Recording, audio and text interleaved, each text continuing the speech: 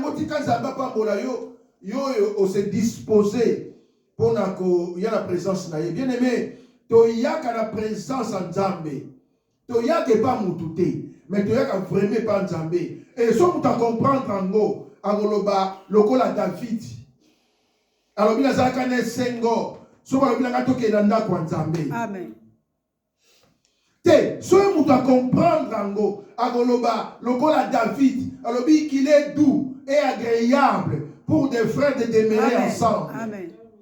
Non, si on doit comprendre ango, bien aimé, angoloba lokola Paul, alors n'abandonnons pas nos ensembles. Amen. Amen. Amen. Oh, amen. Amen. Voilà, et c'est très important.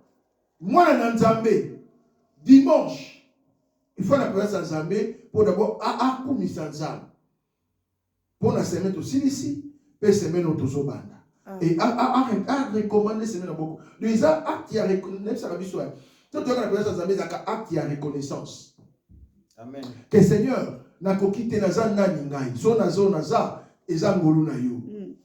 Donc le fait qu'il y ait un petit candidat pour nous, papa ne oti kinda pour nous, ou quand il n'opé ko lala, ou quand il n'opé ko lala, na mali, ou quand il n'opé ko lala, mon lobby non, na quelle église, au polita msou mvula, pose abisso, au comme en église, bien aimé, la édition eza, donc même les âmes likolo, avec ko bosse en acte ou en acte.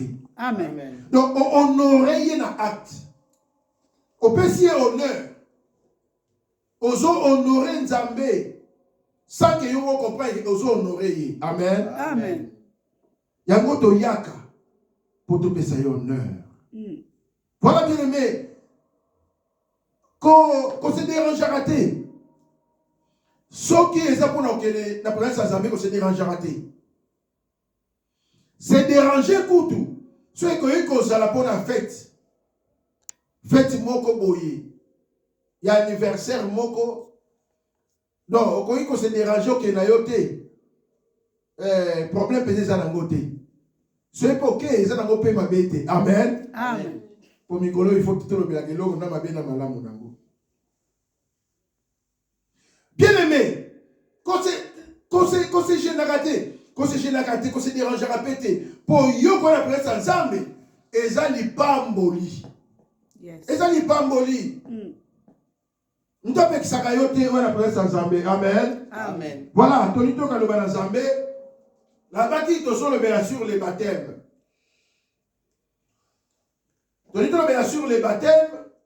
Soïta et Rosato le Belango, na l'olenge na sorte sur le baptême. Parce que le Bible a dit so, baptême d'eau, baptême du Saint-Esprit, baptême de l'Esprit, na baptême de feu. Amen. Amen. Où est la Bible?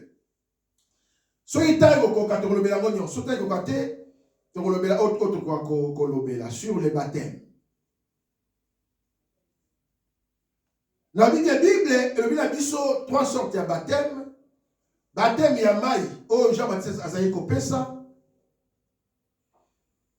Oyo diacre Philippe apesaka énique éthiopien na Bible. Pe baptême de l'esprit. Oyo Yesu a soufflé qui alors il recevait l'esprit. Puis baptême de feu. Bien aimé, baptême de Yamomo Kwezani. Pas c'est ça que pour la Zavana Bandimio, yo, va mémoriser nyonso na mutu. Comme on appelle ça, il y a beaucoup de baptême comme ça na mutu. Baptême est outil na grec. Et koloba baptizo. B-A-P-T-I-Z-O. Et koloba nini? Action ya immersion.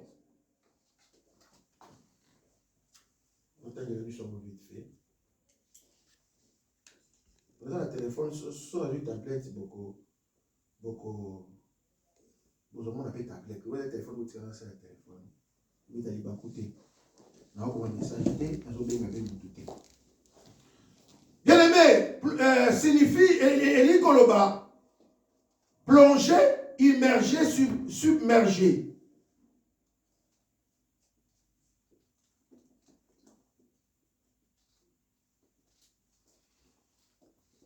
Baptême li koloba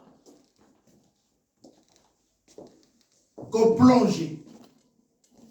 Plonger, immersion ou submerger. Ah, on a défini dans le baptême. Mot na baptême. Avant que na détail.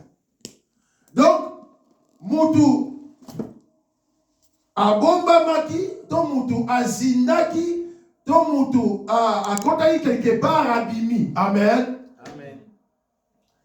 Et outi na grec. Bien-aimé, tant que tu as baptême yamai, baptême d'eau, tolobaka eza symbole, elembo, ya kokufa pe kosekwa na Yesu.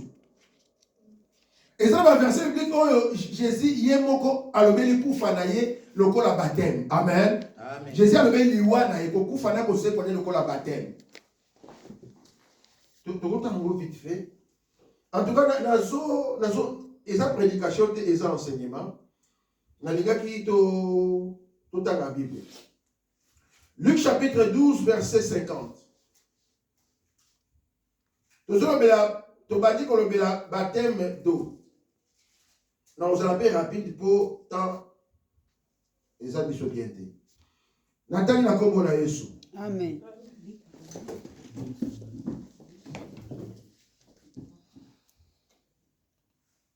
Nathalie Nick. Il est un baptême dont je dois être baptisé. Et ça, le baptême moko na kozwa. Et combien il me tarde qu'il soit accompli. Marc 10, 38. Awa Jésus a joué le baptême, a joué la koufa naye, ko koufa naye pe ko se kwa naye loko la baptême. Marc 10, 38. Celui qui ne croit pas. Non, 10, 38. Baptême yamai, na kata Bible, baptisé. Amen. Amen. Baptême est pas naïe. Pour se repentir. Et ça dans Matthieu chapitre 4, sur la sanité. Matthieu chapitre 3. Baptême est pas Jean-Baptiste. Pour na kozwa baptême, il y a repentance. Amen. Amen. Montoyer publiquement à confesser ma bénaïe. Publiquement. Et après avoir confessé péché naïe, blobi à l'équipe na baptême. Amen. Amen. Et baptême, n'a dit ça elembo, et ça signe. Il y a kokufa pe kosekwa na Yesu. Et ça expérience. On doit vivre spirituellement, mais aïe qu'on présente en mot publiquement et pas partout. D'abord, expérience spirituelle. Moutou a se converti. Moutou a yambi Yesu, a bongoli motema na ye. À se repentir. A une décision. Yakolanda nzela nzambe. Amen. Amen. Dans une décision, il y a qu'à servir Nzambe. Et après, Nassima une décision, ne mutouana zoya pour vivre expérience ouana physiquement. Parce que baptême maï, ils ont deux phases. Ils ont la phase, il y a immersion, il y a mutouazini, pe abimi. Or, le fait, il y a immergé, il y a dinda. Veut dire, et là, s'il y a, muto ya lobi na kufi na Yesu. Amen. Amen. Apôtre Paul nous dit bango. Donc, mutu akufi, veut dire, tant que mutu akufa, veut dire, aye koloba, nyonso yanga ekufi. Veut dire, bon, mutu nanga nyonso yakala, ekufi. J'ai été crucifié avec Christ. J'ai été crucifié avec Christ. Parce que baptême, Yesu, alors ango symbole ya kokufa pe kosekwa na ye. Amen. Oh, amen. Amen. Baptême à Jean-Baptiste. Na baptême chrétien, les autres deux baptêmes. N'a-t-il entre parenthèses. N'a-t-il entre parenthèses.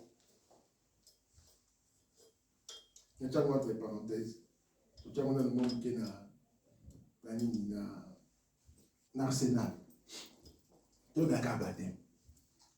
Donc, tant que mutu azokota na mai, veut dire, alors, eze lembo, ya koloba kenga na kufi na Yesu. Donc, na baka mina Yesu ne kulusu. Veut dire, bomo inanga ya kala, etikali.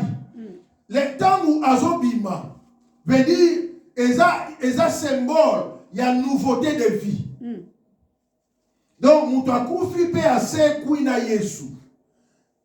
Le fait yakobima veut dire abandi vi mususu ya sika na Jésus. Amen. Abandi vi mususu ya sika na Nzambe. Voilà symbole ya baptême amai. Donc tozo kuwa pe tose kwa Yesu. Alors, baptême wana nani akoyi kozwa ngo baptême amai. Eza mutu oyo azui conscience parce que ça engagement ya bonne conscience. C'est pas tout le monde akoyi koya koloba bon, on peut sanga baptême non. Baptême bakanga mutu abi yona lobi bokizo baptême te. Na lobi la nanga bien. Yo na ye lobi to ke zo baptême te. Na bien ça engagement ya bonne conscience. Amen. Mutu azui conscience ye moko. Abi non. Nazo bana vie asikana na Nzambe. Non d'abord abandi ko changer comme une nouvelle créature. Ne azoya pour poser acte wana, a poser symbole. Ya ko kufa pe ko se kwa na Yesu. Amen. Amen. Soki nanu mutu se convertir te. Kokota na ye na mai pe ko bima na ye ezo symboliser le côté. Même si on a joué na nzoto. Parce que ezalaka na nzoto, mais actuellement ezalaka spirituel. Amen. Baptême tout. Amen. Amen. Bien aimé, et c'est important pour la moutoyo. Nanu va expérience wana te. Alinga vivre en et c'est important. Mais c'est pas obligatoire te. Ah, on est place dans comme un problème. Pourtant, nous avons dit que la vérité. Bah, tu sais, bah, yo comme un moussou, et ça, c'est la moumoule. La question est bien. Bah, tu sais, bah, yo comme un moussou, c'est quoi, bah, yo comme un moussou, c'est un moumoule na moumoule. Non, et c'est important. Amen. Amen. Non, et c'est expérience. Et c'est expérience. Oh, moutoyer, mais ils ont bandana nzoto te. Ça commence d'abord ils ont bandana spirituellement. Amen. Okoye ko yeto binga na yebo batisenga. Est-ce que vous êtes conscient na baptême na yo? Non, est-ce que vous êtes déjà converti? Pourtant, vous êtes manama, il veut dire on continue la nouveauté de vie. Amen. Amen. Bah on le souté Jean Oyo, bah yeba kiyo, mais on connaît Jean mususu ya sika. Amen. On connaît une nouvelle créature. Amen. Amen. Alors, faux baptême, les amis. La Bible dit que la prédication mais enseignement. Bien, mais faux baptême, et ça baptême, à la conscience. Là, bien. Moutou, oui, moutou. Tout ça, même naturellement parlant. Pour nous s'engager, il faut être conscient quand même, consciente que eloko on a osala et ça bénéfice nanga. Et ça n'a droit, n'a pas devoir. Amen. Amen. N'importe à se faire baptiser. Bien aimé, et ça n'a pas devoir. Oh, il faut accomplir. Ce qui a coupé à côté veut dire engagement et zobima yamabe. Faux baptême. Na ici mutunyo soso kakasiko. Même muto a olanda vidéo. Ce qui au contact na mai. On soit qu'à baptême, mais on sera converti et ça faux baptême. Amen. Amen. On comptera dans maille. Au bimaka, mais on sera converti et ça faux baptême. Il faut bander la soupe qu'on soit baptême, ceux qui on s'est converti comme une nouvelle créature, on a le droit de bander la baptême. Amen.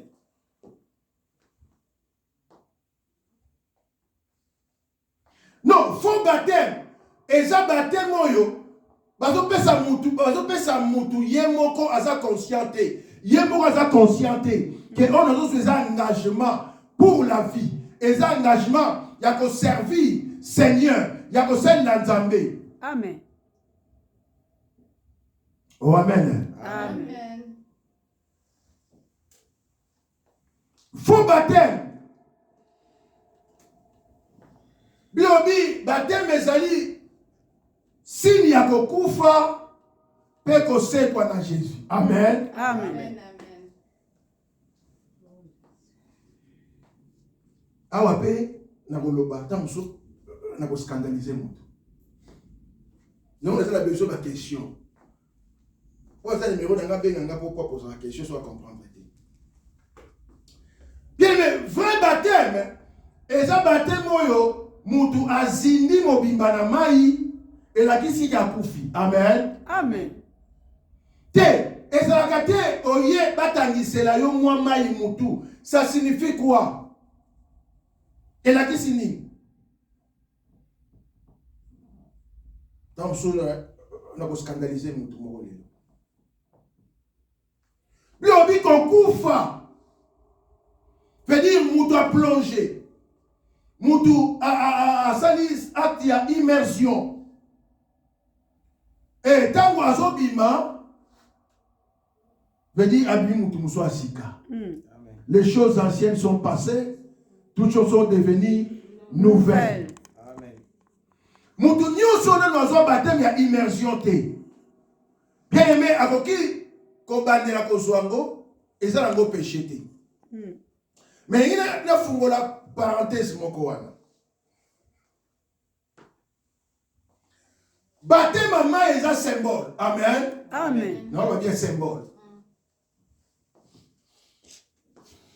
Est-ce que ce qui est un symbole, et ça m'a bé, ce qui est piscine, to batie bassin moko munene bana kuna tiawa, mutoye bazindisi babimisi. Voilà la question na poser l'église. Ce qui est un symbole. Est-ce que ce qui mutu a continué à poser la musu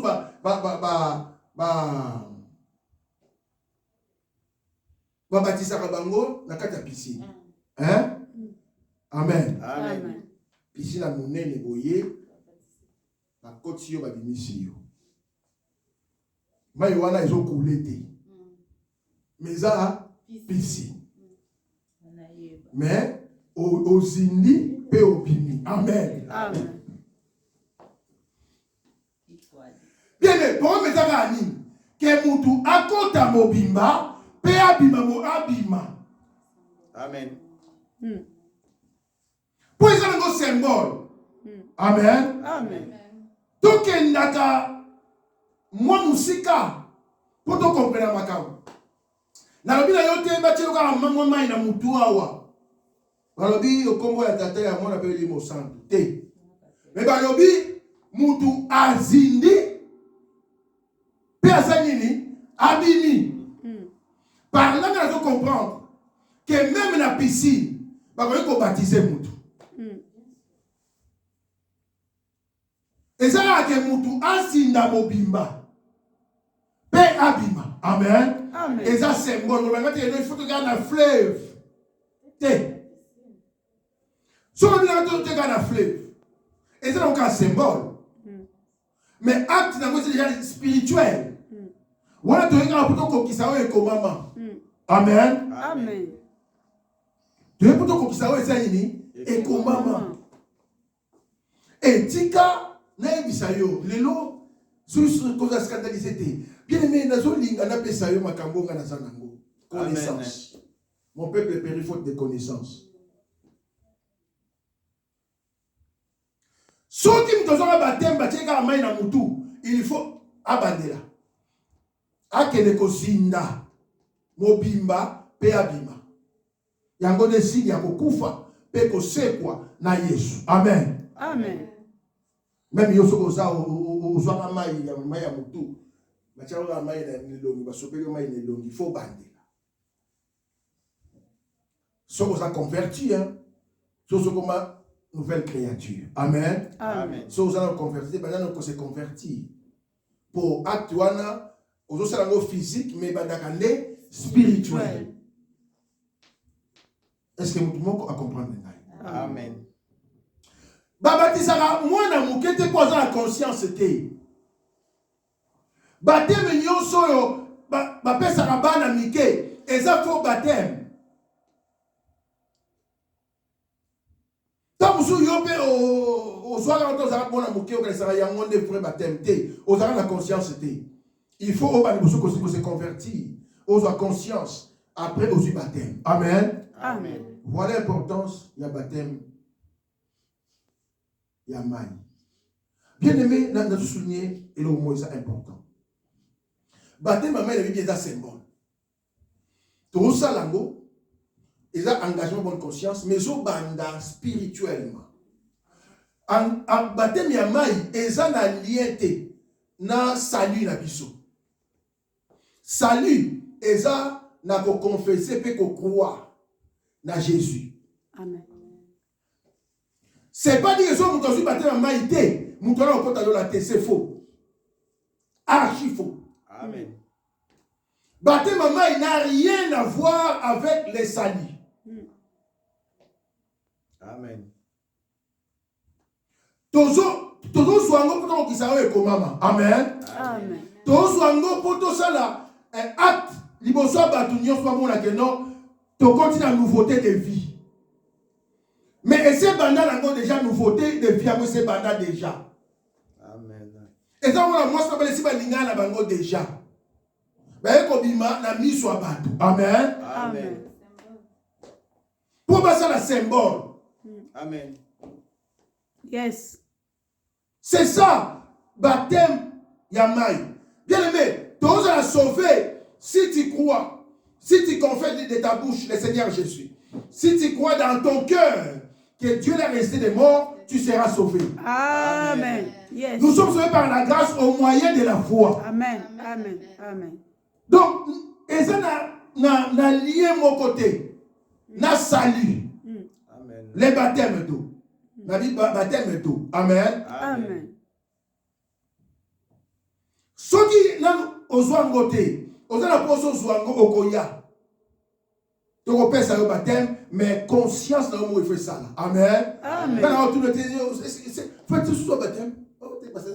Allez, bon moment. Donc non, c'est pas ça. Baptême ça mon baptême de ma capacité, mais mon doya kapo azala baptisé. Amen. Nakasi compréhension ça place. Amen. Amen.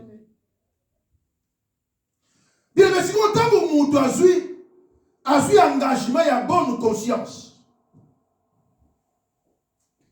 A comme moi dans Nzambe, c'est là où Nzambe doit sikoyo qu'on confirmer. Na esprit, on va mettre à cacher. On va mettre à ce qu'on cache. Pour le bac, oh, il y a comme moi nanga. On va baptiser du Saint-Esprit. Amen. Donc, baptême, il y a Saint-Esprit. Et il y a avant baptême d'eau. Attention à mutu a continué à maïté. Mais ceux qui a commis disciple à Jésus, place au nez, a commis chrétien, animé li Yesu, va dire qu'on servir Nzambe, a baptisé du Saint-Esprit, a continué à maï après. Amen.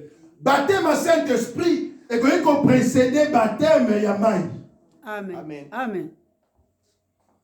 Baptême à Saint-Esprit, qu'on précédé baptême à maï. Amen. Oh, amen. Amen. Bon, nous avons déjà la carte à maï, a baptisé du Saint-Esprit. Amen. Amen.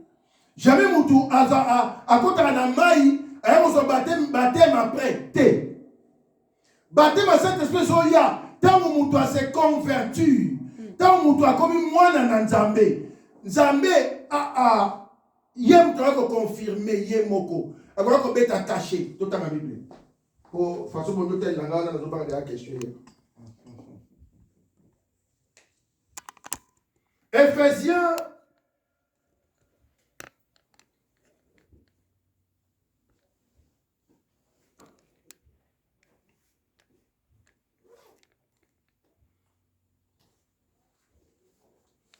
Ephésiens chapitre Ephésiens 1, 7. Par son sang, la rémission des péchés selon la richesse de sa grâce, que Dieu a répandue abondamment sur nous par toute espèce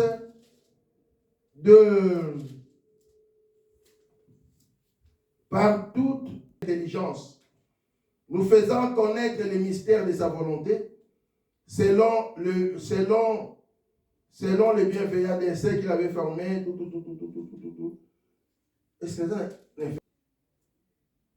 En lui, vous aussi, après avoir entendu la parole de la vérité, l'évangile de notre salut, en lui, vous avez cru et vous avez été scellés du Saint-Esprit qui avait été promis, lesquels étaient un gage de notre héritage pour la rédemption de ceux que Dieu s'est acquis à la louange. De la vérité. En lui, vous avez cru et vous avez été scellés du Saint-Esprit. Amen. Amen. Qui avait été promis. Veut dire, tant que nous animons l'Inzambé, baptême à Saint-Esprit. Bien aimé, et ça dit, c'est la forme terre. N'habitez pas, c'est la forme, baptême à Saint-Esprit. Parce que c'est la différence avec baptême à Saint-Esprit, la plénitude à Saint-Esprit. Amen. Amen. La vie baptême de l'Esprit. D'abord, vous avez baptême de l'Esprit. La plénitude de l'Esprit. Amen. Amen.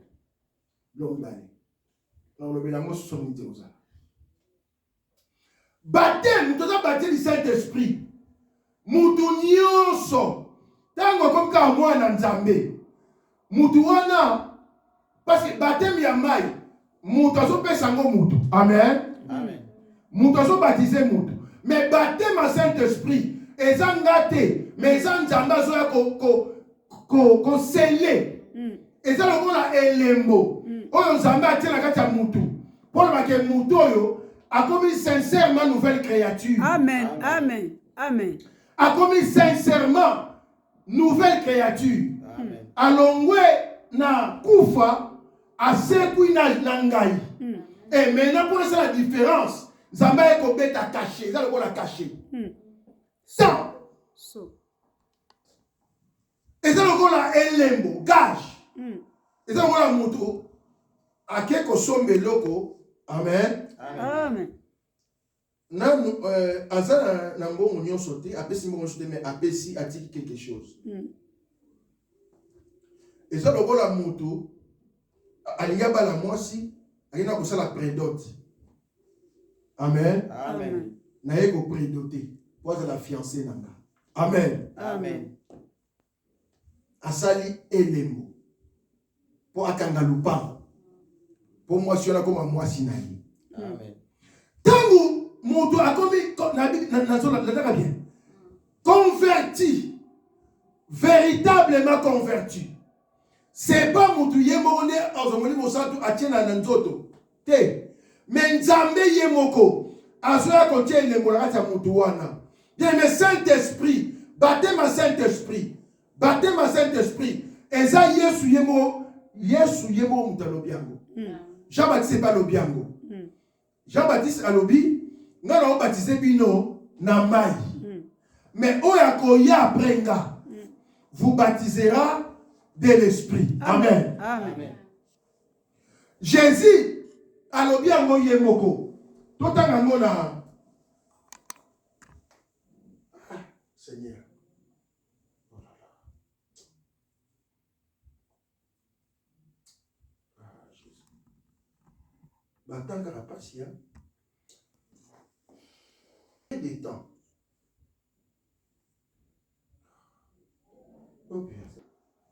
Mais Nathan ou Mouké, bien vous allez baptiser non à maï, mais vous serez baptisés du Saint-Esprit.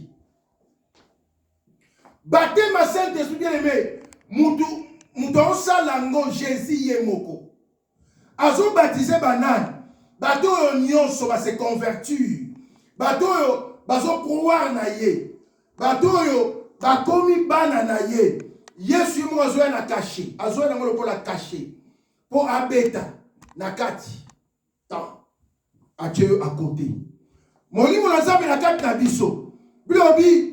L'Esprit rend témoignage à notre esprit que nous sommes enfants de Dieu. Bilobi, tout, baonyo basana moli mwanzambe, bazaba na nzambe. Donc moli mwanzambe ezwa confirmer qui chrétienté na biso. Ezwa confirmer kozala dans notre identité ya kozala ba chrétien. Donc ceux qui mutono a commis chrétienté Azapen a droit Saint-Esprit. Amen. Amen. Est-ce que vous comprenez? Amen. Local et lembo. Pour ça la différence. Parce que mon lit me semble dans quatre nabiso. Il y a une créé différence. Na bato ba yebi nzambe, na ba ba yebi nzambe te. Tant nzambe azomo nabiso. Azomo nabiso au travers ya elembo ya tia la quatre nabiso. Elembo wana tozwango tangu tokoma ba na nzambe. Amen.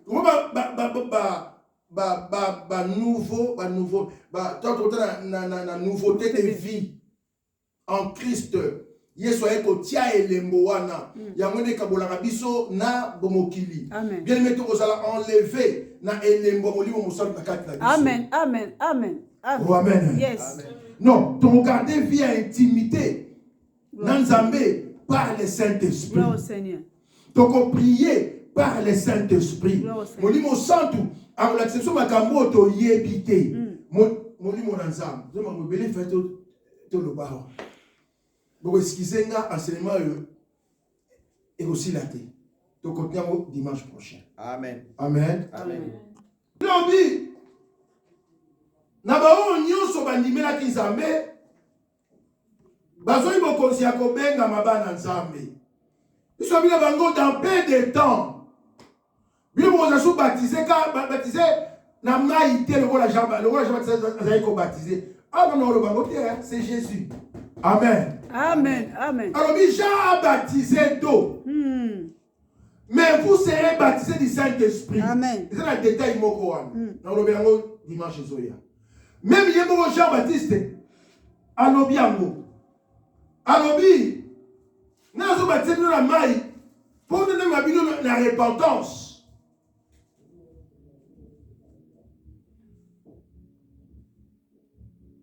Matthieu chapitre 3 verset 11. Je vous baptise d'eau pour vous amener à la repentance. Mais celui qui vient après moi est plus puissant que moi. Hey. Et je ne suis pas digne de porter ses souliers. Lui, il vous baptisera du Saint-Esprit et de feu. Baptême, il y a Saint-Esprit, baptême, il y a moto. Ce n'est pas moi qui le dis, mais c'est le Seigneur. Amen.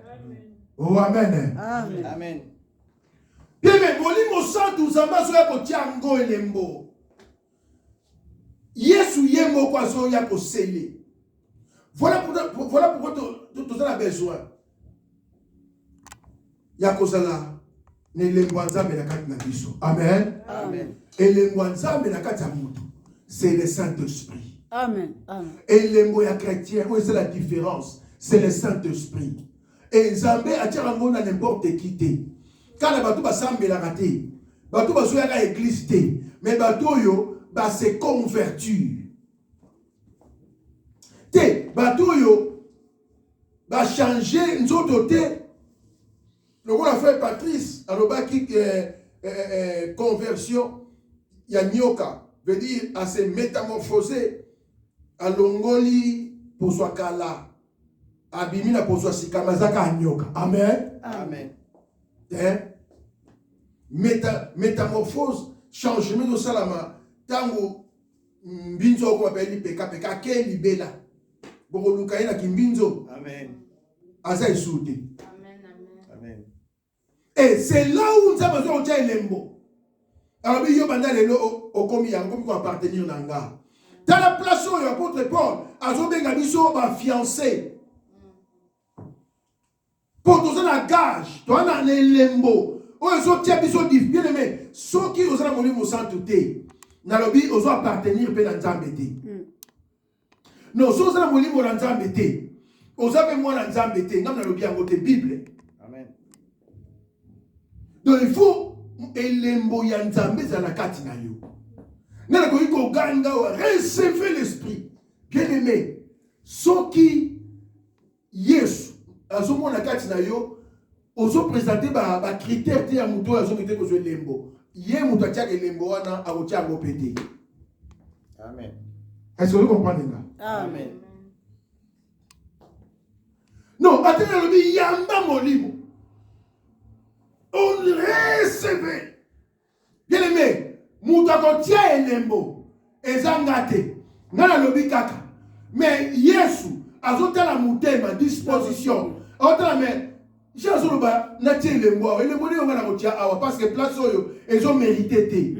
Amen. Non, battez ma Saint-Esprit. Bien aimé, ils ont un moussouté. Non, il faut. Ezakaka gage. Dans le monde a commis réellement converti. Ephésiens 1:13. Et le Bible a commis scellé du Saint-Esprit. Amen. Amen. A tout Seigneur côté. Mais le corps a commis converti. Nouvelle créature. Nzambe yé moko ko tiago epanayo. Amen. Pour à confirmer que Oyo a commis moi nanga. Amen. Amen. Oyo a continué la nouveauté de vie. Amen. Amen. Yo ko senga yango te. Mais ya ko tiango pour yo o remplir condition. Oyo senga ke o swango. Amen. Amen. Et baptême Saint-Esprit et quand il y a avant baptême à maille. Corneille, Acte chapitre 10. Acte chapitre 10. Toute l'histoire, il y a Corneille.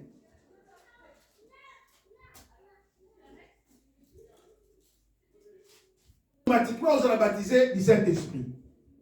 Amen. Amen. Oh, amen. Amen. Détaillez. On va avancer. Acte chapitre 12, chapitre 10.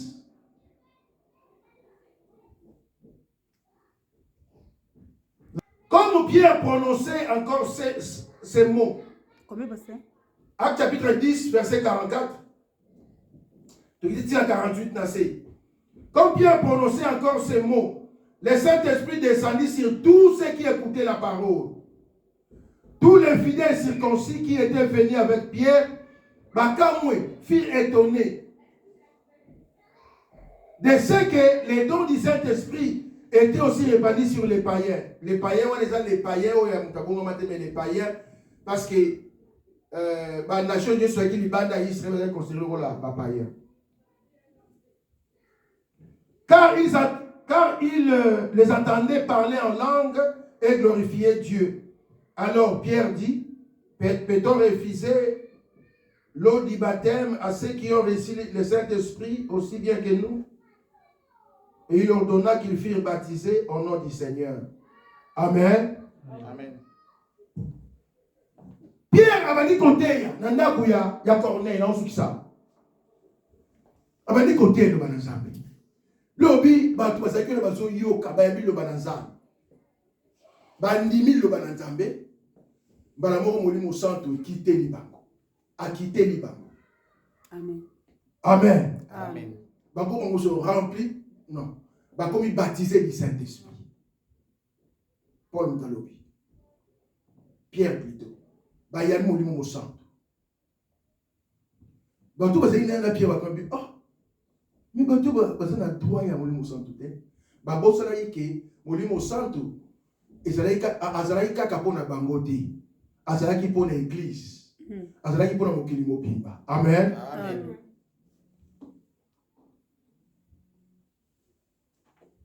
Bah, gamu. Pierre lui-même, si vous êtes souni. Bah déjà baptisé du Saint-Esprit. Est-ce que tu empêché bango bazo baptême ma maille? Non. Donc baptême à Saint-Esprit. Et zoya. Et quand il y a avant même baptême ya maille. Na mona batu bazala baptisé parce que keba manifestation du Saint-Esprit et zélo mususu. Amen. Amen. Donc confondre na makabouté. Nous avons sur les baptêmes, nous avons la manifestation, nous avons la plénitude. Nous avons bien baptême. Donc, nous avons recevoir, nous avons recevoir mon santo avant qu'on t'en a maille. Amen. Nous avons baptême à maïté, mais nous avons déjà baptisé du Saint-Esprit. Amen. Amen. Pour ça, comme chrétien, pour ça, 10 000 lobananzambé, pour ça, comme une nouvelle créature. Éphésiens 1:13, l'obi, nous avons scellé. Molimo santo eye ko soyez et compter parmi les membres et corps de Christ. Amen. Tous à la compter membres et corps de Christ, non par rapport à baptême à maille, mais par rapport à baptême et esprit. Amen. Amen. Vous devez la comprendre.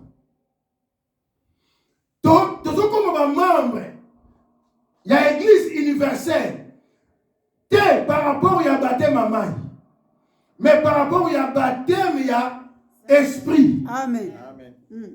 Si on doit baptiser de l'esprit, bien aimé, Azu et les Mwanzambé, à comme faire part, à comme membre de l'église universelle, à comme ça la corps et à Christ. Amen. Amen. Moutouana, tu peux pexailler, il y a Saint-Saint. Saint-Saint est un symbole. Amen. Amen. Comme c'est bon, on peut comme tu seul dans votre on peut bien des symboles. Pour Yesu a joué pendant 20. Hein? A joué pendant pain sans les faire. On va bouquer quand on a Pâques, à bouki, à pêcher par bouki, pêcher par bouki. Vous voyez tout ça la cao. Dans ce monde, J à raisin. Si vous êtes au bani. Que tu bouki toto ya Christo. Symbole ou kaka maman. Ils ont un symbole. Gloire au Seigneur. Amen. Amen. Donc, ils ont bandana spirituel. Amen. Amen. Amen. Tout ce qu'on a li bango. Amen. Soit nous comme ça quand on y billetté. Mélanger à fraise. Même fraise. Même l'orange. Donc on soit même l'orange. Amen. Les accords rouges. Gloire au Seigneur. Et ils ont symbolisé Makila ya Yesu. Amen. C'est bon. Donc on s'en a pété. Par la foi. Mais dans un angle déjà. Et ça fait la mission à chaque jour. Gloire au Seigneur. Notre Saint-Saint, c'est chaque jour. Amen. Amen. Amen. Notre baptême à maille, et ça mikolonioso. Pourquoi la mikolonios? Parce que repentance, et ça vie à chrétien à chaque jour. Amen. Amen. Amen. Amen. Donc, dans vos là, quand on a un maille pour la chrétien, non. Chaque fois, nous avons répondu que non, j'ai péché contre mon Dieu. N'est-ce pas comme repentir? C'est ça. Mort et ressuscité avec Christ. Amen. C'est pas ça? Gloire au Seigneur.